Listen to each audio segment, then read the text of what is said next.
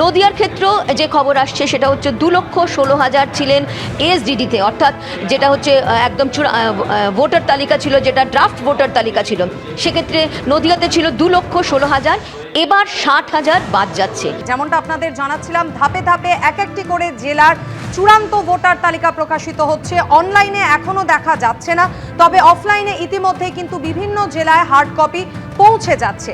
ইতিমধ্যেই যে তিনটি জেলার নথি সামনে এসেছে, বাঁকুড়া, উত্তর কলকাতা এবং নদিয়া, এই তিনটি জেলার যে পরিসংখ্যান সামনে এসেছে তার থেকে কি কি তথ্য সামনে আসছে, কতজনের নাম বাদ গেছে, কতজনের নাম রয়েছে, এই সম্পর্কে আরো বিস্তারিত আমাদের জানাবেন প্রতিনিধি রুমা পাল আমাদের সঙ্গে রয়েছেন। পাশাপাশি জেলার ছবি সরাসরি আপনাদের সামনে রাখবো। প্রতিনিধি শুভেন্দু ভট্টাচার্য আমাদের সঙ্গে রয়েছেন কোচবিহার থেকে, এবং অন্যদিকে বাঁকুড়া থেকে রয়েছেন আমাদের অপর প্রতিনিধি পূর্ণেন্দু সিংহ। আমি শুরুতেই রুমার কাছে চলে যাব। রুমা, এই মুহূর্তে নির্বাচন কমিশন সূত্রে কি খবর?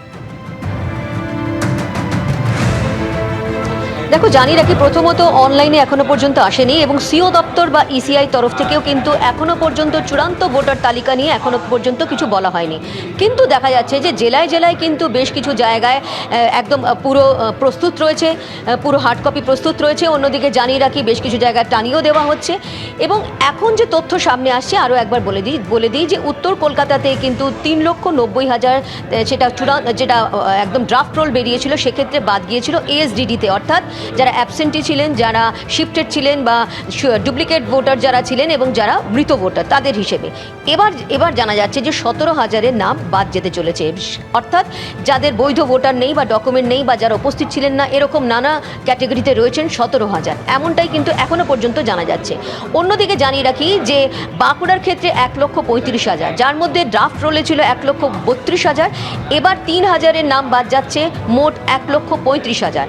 নদিয়ার ক্ষেত্র যে খবর আসছে সেটা হচ্ছে 2,16,000 ছিলেন এসডিডিতে, অর্থাৎ যেটা হচ্ছে একদম ভোটার তালিকা ছিল, যেটা ড্রাফট ভোটার তালিকা ছিল, সেক্ষেত্রে নদিয়াতে ছিল 2,16,000, এবার 60,000 বাদ যাচ্ছে।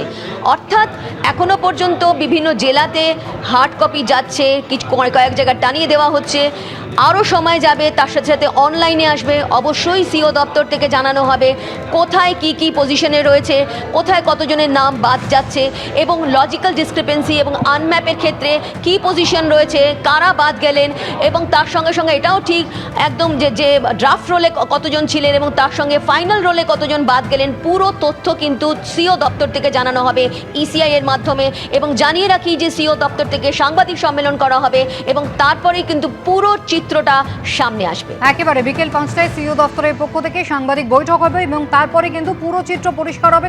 এবিপি আনন্দ, এগিয়ে থাকে, এগিয়ে রাখে।